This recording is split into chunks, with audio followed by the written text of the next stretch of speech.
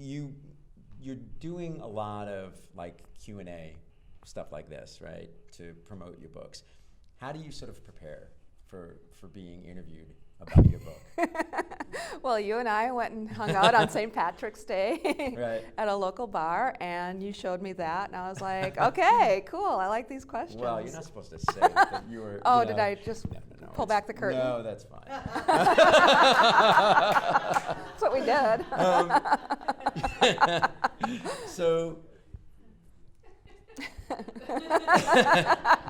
So, look, I mean, how important are these things? I'm speaking to, because if a young writer is watching this, they're going to want to know how to spend their time wisely. Yeah. Especially because it can be overwhelming with the internet marketing and the book signings and all.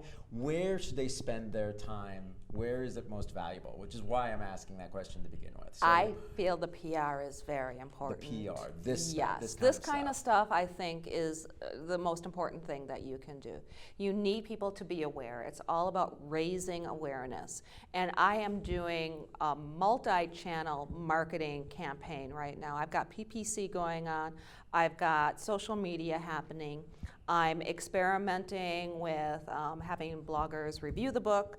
And I'm doing events like this and other types of events, and I've got some more stuff planned in the future, including a really cool contest that I might tell you about later on. So I really do have a marketing strategy in place. This is not just coming up along the way. I was very fortunate to have Minody come to me after the book launch and say, yeah, she's amazing. And say, hey, what if we did an event like this? And I'm not going to turn something like this down. This is incredible and an honor. So, it's all just part of the strategy. I'm going to be at the LA Times Festival of Books next month. And so all of these things, you have to be where the readers are going to be. I just did my first book giveaway on Goodreads. And if anybody hasn't been on Goodreads, it's essentially like a social network for book readers all over the world. And it's going to where the readers are so that you can connect with them. Yeah. And so let's talk about, this may be too soon to ask this question, but selling books physically versus, I think a lot of people who are a little bit uninformed think that you can come out independently with a book, do all your marketing online, and have a great success, where really a lot of it is driven by public appearances, and book fairs, and meeting people and pulling them in and getting them to buy a hard copy of the book. So have you had that experience yet, or can you tell us a little bit about that? I think that book signings and teaming up with your local bookstore and getting on the circuit is really important. And there are publicists and people out there that do that. One of the things that, unfortunately, the publishing industry as a whole, it isn't what people think it is unless you're really a big name author. If you're a first-time author, and I have friends who are first-time authors. Actually, I have a friend who launched her book just a little bit before me. She went the traditional route. I, of course, went independent. And I think it's fascinating because I hear some of the things she's saying about how the publisher is not supporting her. And to me, it's like, okay, they're not supporting you marketing-wise. You have to do your own marketing anyway, but yet then they're going to take a bigger commission out of your book. So I think there's pros and cons both ways. And ultimately, that's why I made the decision that I made. So to answer your question, yes, absolutely. Book signings, appearances, all of those types of publicity moments are very important. Okay. And so then you do have to deal with, obviously, the online marketing part of it. So let's talk about first Amazon and how to kind of navigate that. You already brought up Goodreads, which is hugely important. And then social media. So start with Amazon. How do you get those book reviews? How do you get the 5-star stuff happening? How do you get people talking about your book on Amazon? I ask people to write reviews. And some of them are starting to come up organically now. I'm very happy to see, thank you. I love that. And there's different marketing companies you can go to too, where you can put out an advanced copy of your book so that people get it and they read it. And I actually have some of those that are in the hopper right now. And as far as getting the book itself on Amazon or Barnes & Noble or any of the different channels, you can become an Amazon or a Kindle Direct author, and they're going to make you sign a contract and only go through them. And I didn't like that approach. So what I did is very different than what a lot of independent authors will do. It's very easy to just hook up with Amazon or whoever, and there's lots of different companies out there. Lulu, for example, who will basically do that for you. And I did it the hard way. I went through Ingram Spark. And the reason I did it is because my book can go anywhere that I say it's going. I'm not tied to Amazon. It's on Amazon because I distribute through Ingram Spark. Okay. And then how about the social media part of it? The Facebook, Twitter, Instagram, which ones work for authors, and how are you managing them? I'm still trying to figure that out. Yeah. I really am. Facebook, you know what? You guys suck. I really don't like advertising on Facebook. Oh, thank you. But it's hard to market on Facebook. It's hard to do the advertising. It really is, and I don't see the payoff. I wasn't really that impressed with Google AdWords either. The platform, this is kind of funny, I'll tell you. So as I'm launching the book, and I've got PPC, and I'm doing the Facebook ads, and I'm getting the Twitter ready, and all of this stuff, and my daughter, Bree, texts me and says, "Hey, Mom, you should go on Reddit." And I'm like, "Oh, yeah, sweetie, I don't have time. I've got so many other things." She's like, "But there's this after hours section, and it's so great, and it's organic, and you can put a little post about, a little excerpt from the book and draw people in." I'm like, "Honey, I don't have time." She's like, "Mom, do you want me to do it for you?" I'm like, "Yeah, you go. You have fun with that." About a month later, right around Christmas time, she texts me and she's like, "Hey, can you check your website, your Google Analytics, and can you see if there was a spike in traffic because of Reddit?" I'm like, at this point, I've got PPC and all of these other channels happening. I'm like, okay, sure, I'll go check. Oh my God, there were 700 hits in one day that all came from Reddit. And that's my daughter doing something incredibly organically. And so you can spend a lot of money, but sometimes it's these little nuggets that you would never expect. And I can't tell every author that Reddit is going to be that way for them. It's different for everybody. And if you read what my daughter wrote on Reddit, please take it with a grain of salt, because she herself needs to become a writer, because she took a lot of liberties with the backstory. And it's just, you never know. And today what is working might not be what's going to work 6 months from now, because social media is changing so very, very fast. Even today, we're doing some Facebook live streaming, and we're doing some live updates. 6 months, Periscope is hot right now. Maybe there's something more that people are going to be doing on Periscope or Snapchat or something else entirely. Yeah, and having your kids do that is probably the better idea, because Right. So thank you so much for doing this. I want to open it up to everybody here. Does anybody have any questions for Vanta about Oubliette? I was wondering, the characters, did you have any concept whatsoever of their arc and how it was going to weave into the story in advance, or did that also just happen organically?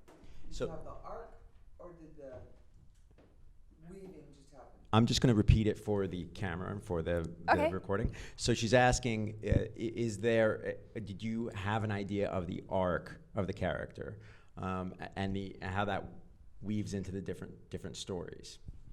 In many cases, I did, because I knew where those stories, even though, again, I was writing very organically, but I had an idea of where things needed to go, obviously. I knew pretty much how everything was going to end and tie together. So I did. I played around a lot with that, and it was really fun, again, to arc different characters at different times so that they kind of intersected. Sorry. Go ahead. So at any time, did you find it hard to disconnect yourself from the book when you're writing it? I hear a lot of times when these type of books that are very dark or that have a horror theme, that the writers or even actors who might be playing the roles have a hard time disconnecting themselves from that theme, and you walk away from your computer and you're still kind of living out what you're writing. Did you experience any of that? So the question is, did you experience any, or having a hard time disconnecting from this book because of the nature of it? There's a lot of horror going on, there's a lot of suspense, and you can get wrapped up in that. You know, with the pagan story takes a very interesting twist, especially towards the end. And there were times when I was writing it where I couldn't believe what I was writing. But yet it was coming out of me, and it was just like, that's where it needed to go. And I don't want to give too much of it away. I didn't put necrophilia in there to be sensationalistic, but I feel like I actually wrote necrophilia in a beautiful way. And that's all I'm going to say, because I don't want to give anything away. But when I stepped back from that, I still, like right now I'm getting goosebumps. I had moments where I felt, oh, I'm icky. Wait, I'm not icky. So, yeah.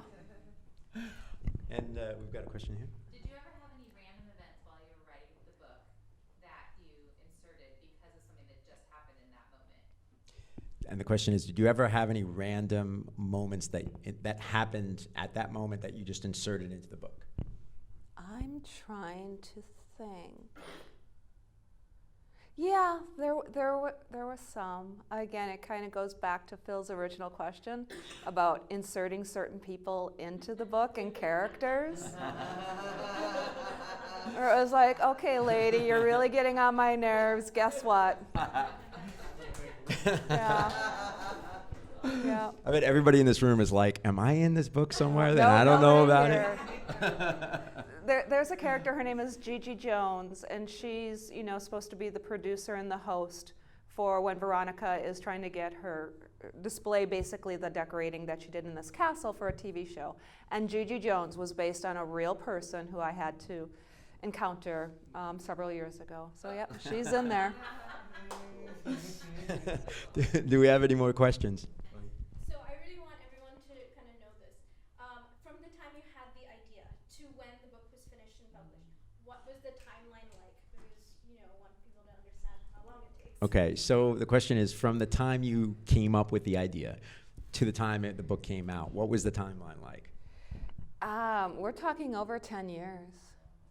Wow. Yeah. And so why? What contributes to that? Why? I mean, of course, you work full time, so Yeah. there's that. There's that. But what were some of the other contributing factors to that?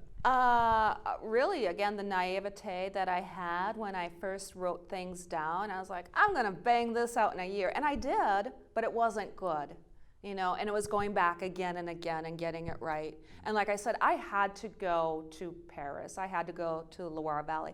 I went to Lep Castle. I hung out with the owner. I looked down the actual pit that inspired the whole thing. I realized that I needed to do those things and come back and make sure it was right. And even that editing process, it took time to get it right and going back and forth. And you get to a certain point where it's like, I'm not going to skimp now. I'm not going to stop now. And Kimberly can attest to this because she was also going through the book one last time when she was doing the audio version of Veronica's story. And she was like, but I found another mistake, I'm like, I'm going to the printer, but there's other mistakes. I'm like, we got to let it go. And because we let it go, there's actually, instead of a finger, there's a flinger in the book. F-L-I-N-G-R. And I rue it, but it's in there, and I guess I can kind of just embrace it. Yeah. So I want to ask then, for new writers who feel like they have talent, but they haven't been schooled, and they want to start writing books. Looking back over the last 10 years, what can you say that might shorten up that time frame? Because somebody hearing that is going to be way intimidated and say, you know what, I'm 35 years old. I don't want to wait 10 years, or however old that person is. I don't want to wait 10 years until my first book comes out. So what could you tell them now, looking back on hindsight, to encourage them and to give them advice that would speed the process up? Don't write a 566-page novel. Don't do it. Short stories. Yeah. Well, really, though, I mean, the shorter form and the regular size novels is probably where somebody should focus on. This just became a labor of love. It didn't matter to me. And I know fully that, it's quote unquote too long by, popular standards. And I don't give a damn. It's my book and it needed to be this long. Yeah. Thank you.